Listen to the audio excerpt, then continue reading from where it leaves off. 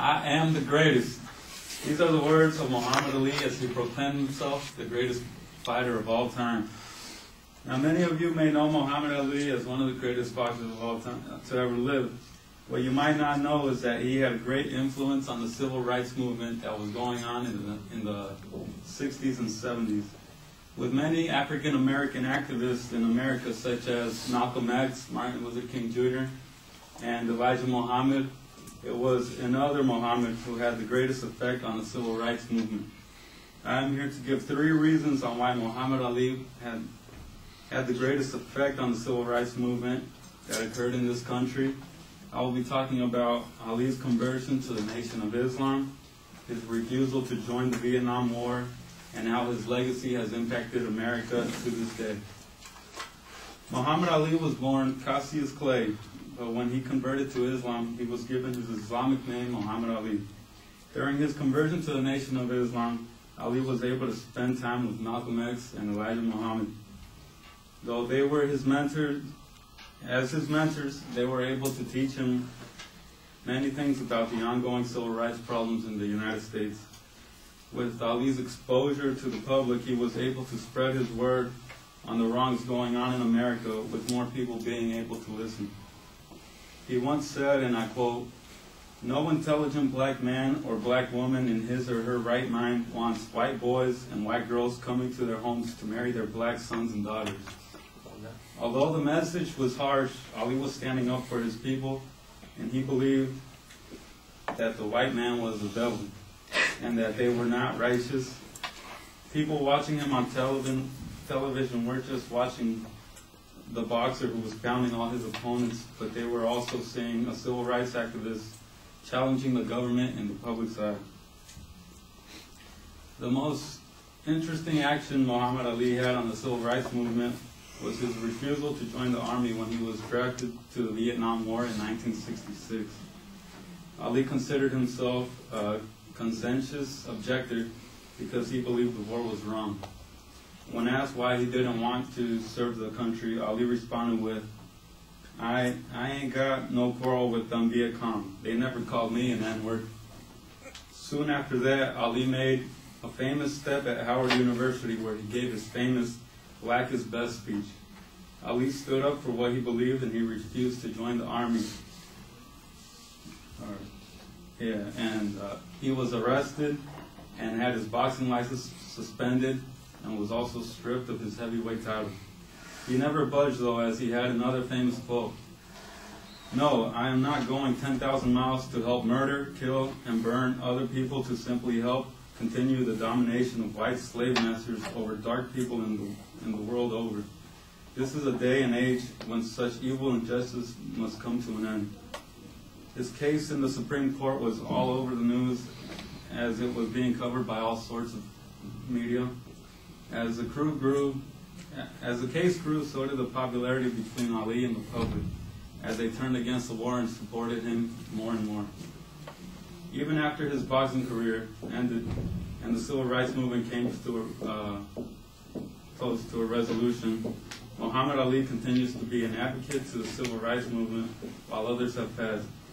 In 1991, he traveled to Iraq to meet with Saddam Hussein in an attempt to negotiate the release of American hostages that were being kept there. He also received the Spirit of American Award, calling him the most recognized American in the world. In 1993, a survey by the Associated Press revealed that Ali was tied with Babe Ruth as the most recognized athlete out of over 800 dead or alive. 97% of Americans over 12 identified both of them. And in 1996, he was chosen to light the Olympic torch at the Olympic Games in Atlanta. And to conclude, Muhammad Ali was and remains a great activist in the civil rights movement. Whether it is through his conversion to the Nation of Islam, his refusal to join the Vietnam War, or his legacy as it keeps growing, he has become the most influential voice in America.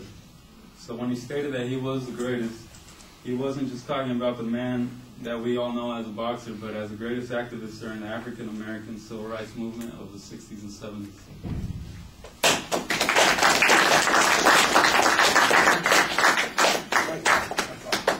nice sweater. Wunderbar. Oh, joy. Wunderbar.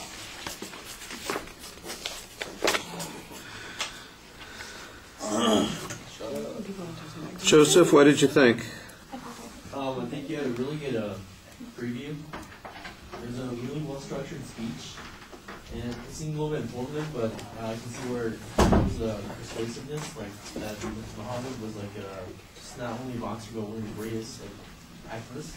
And it was really lots of detail and evidence, and you had a good, for delivery, you had a good balance of looking at the reading and looking at the audience, making eye contact.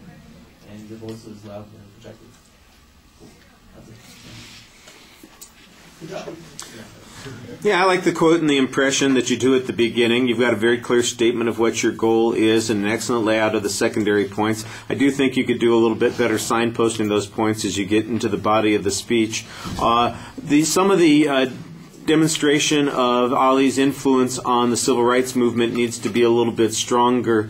Self-referential stuff is likely to seem somewhat biased. There are scholars who have looked at the history of the civil rights movement who might have commented on Ali's impact.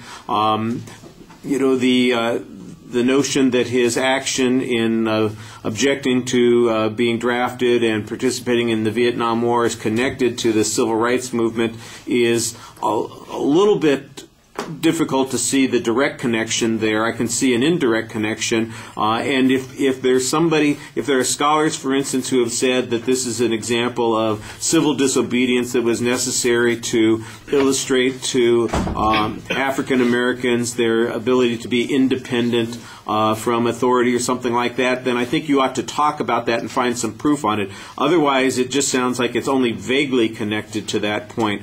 You've got a lot of information about Ali and his life, but your argument is that he's a pivotal or an historical, and maybe the most historically significant figure when it comes to the civil rights movement. And I would not say that he was not a part of the civil rights movement, but the notion that he was as important as you seem to be implying runs, well, contrary to, I think, what most people have probably heard and from what some people like me, old enough, remember.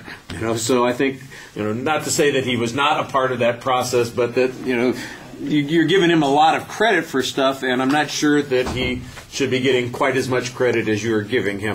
And I need to be better convinced. Now, there might be good information on this. Maybe there are historians who've looked at that, and they could give us some support on that, but that didn't get into the speech. All right, thank you.